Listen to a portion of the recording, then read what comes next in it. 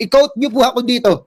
Ako ay naniniwala na garapal ang katiwalian sa pamahalaan sa ilalim ni Pangulong Bongbong Marcos ngayon. Sasabihin ko po sa inyo yan. Garapal.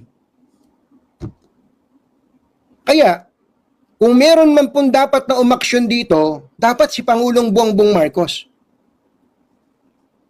Si Pangulong Bongbong Marcos should act immediately.